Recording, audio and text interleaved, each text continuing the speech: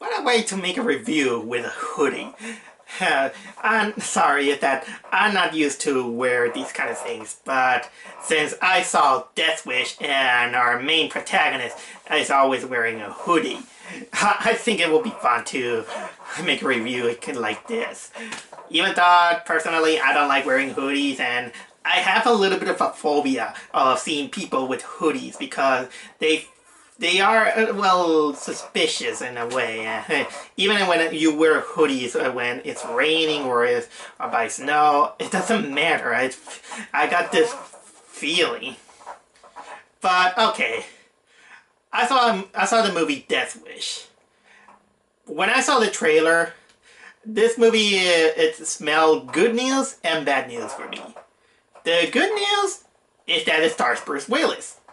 I like Bruce Willis. Die Hard is technically my favorite Christmas movie.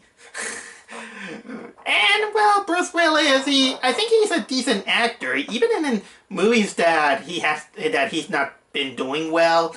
I like this guy. I mean, probably I will say that he is the only thing that I kind of like on that awful movie called North.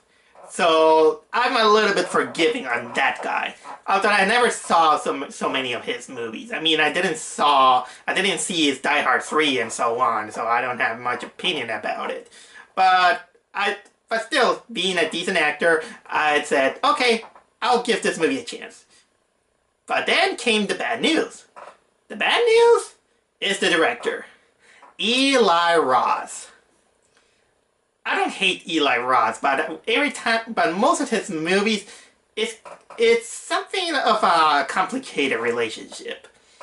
In a way, he's a decent director. He has great ideas. I like his ideas.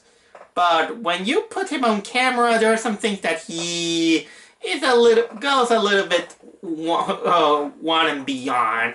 But when he writes a movie, you find out that the character that he writes are really, really douchey people, and to the point that it's very uncomfortable. I saw some of his movies, and not many of his movies I kind of like.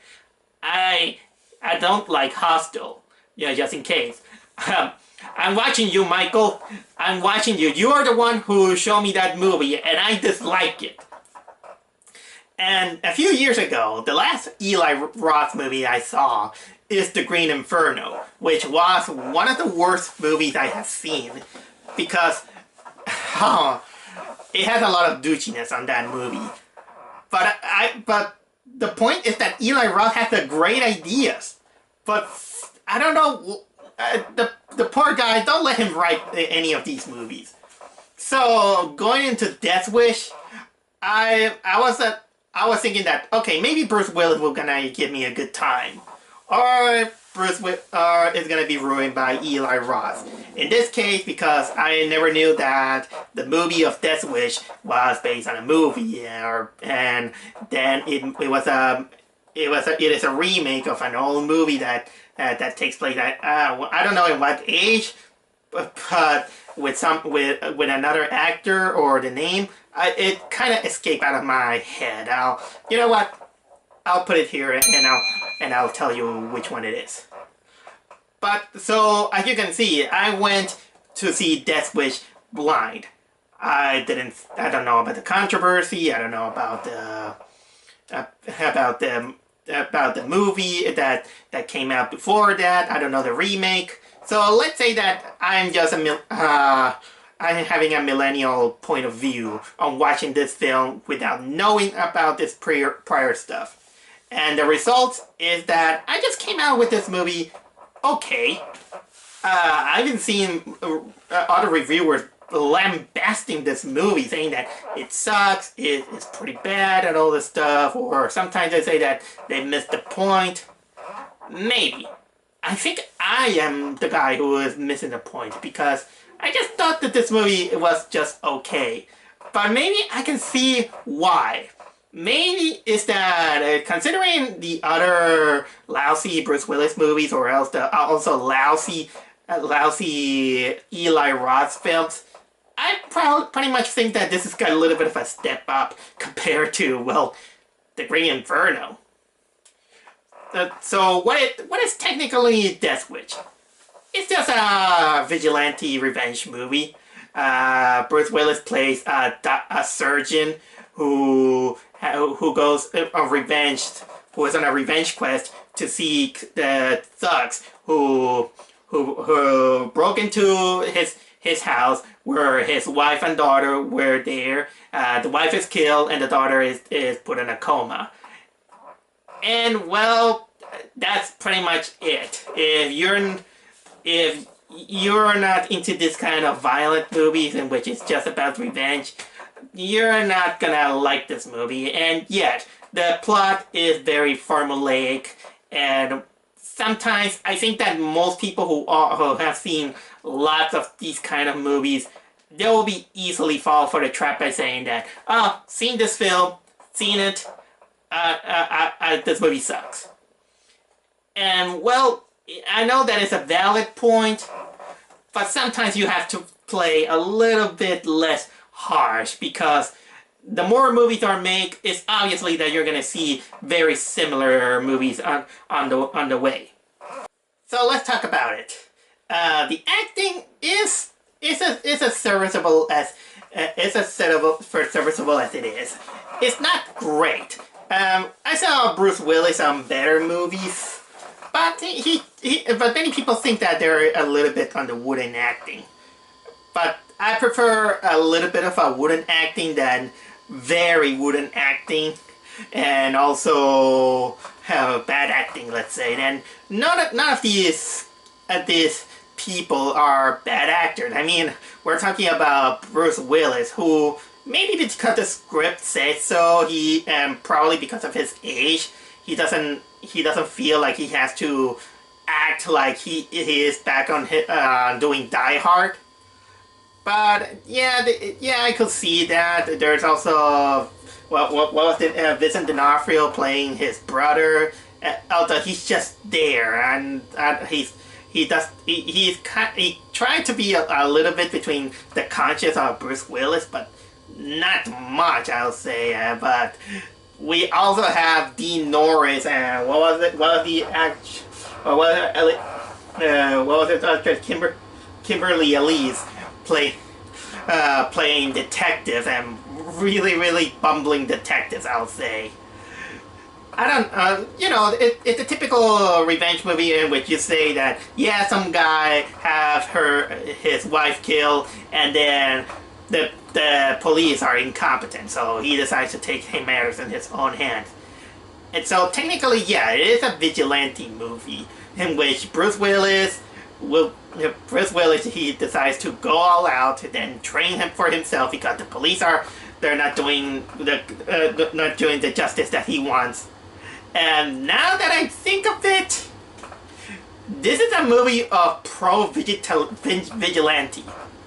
And and probably also this is a movie that may make the NRA really happy, because it kinda gives out a little bit of a commentary in which why it is good for you to have guns. And by the way, I know that United States, it is fresh out from a tragedy, and it is not a good timing on this movie. But let's get this thing out of the way. But if I have to say a little bit about vigilantes, I am in the middle of the road. I agree that we need vigilantes, because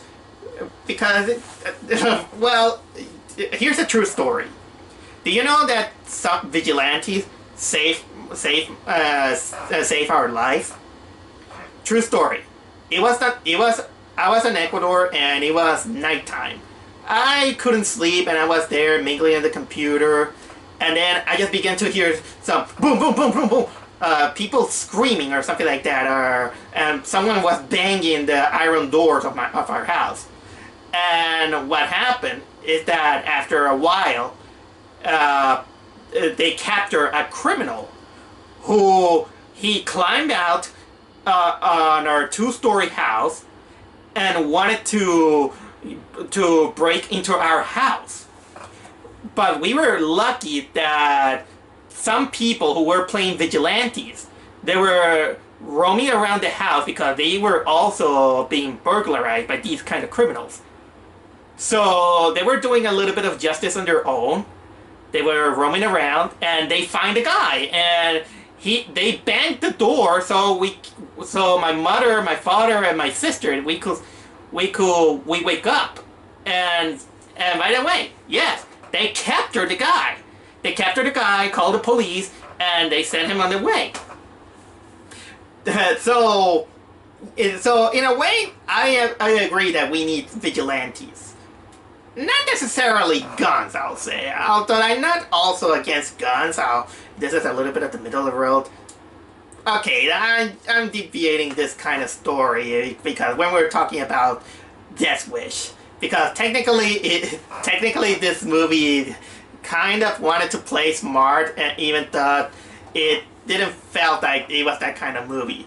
Most notably when when we have these scenes of the social media and radio talk shows or blogging sites where people talking about gun violence, vigilante, all that, and they begin to debate all this stuff. And as some people, they might think that, oh, movie, it's not the time. I'm just wanting to watch just a fun movie. But you know what? A little bit of talk here and talk there.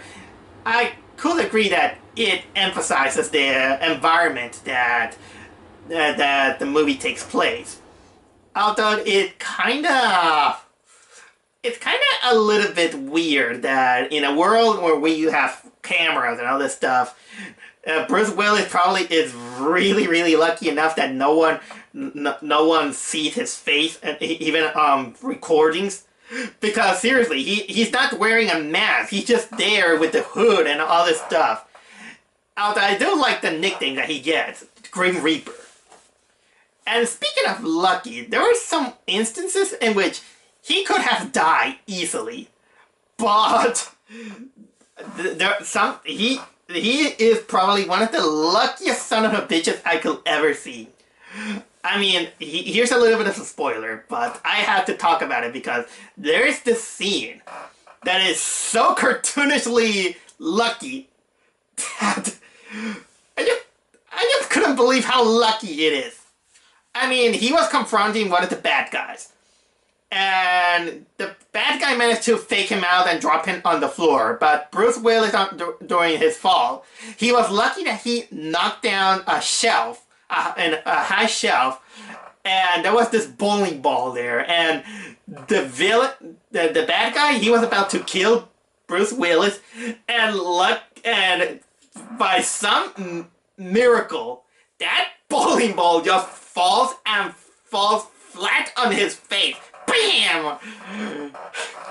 And Bruce Willis is safe. That is some miracle. That is the Deus Ex Machina of the year. But you know what? I think I can accept this because sometimes we are lucky like this. But at least it's not as cartoonishly ridiculous as the bathtub scene from Wish Upon. That part was so hilarious.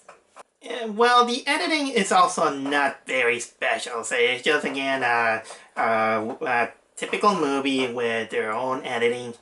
Although, maybe it's me, but I did notice that there were some parts that they were kind of missing in a way. For example, one of the biggest things that I think that this movie missed is that I think they didn't capture the guy who snitches all these the criminals to ransack that house, I'll say. And that's a little bit of a nitpick, I'll say. The pacing is kind of in the middle of the ground, I'll say. And, well, again, people might get bored if they've seen this kind of movie over and over again.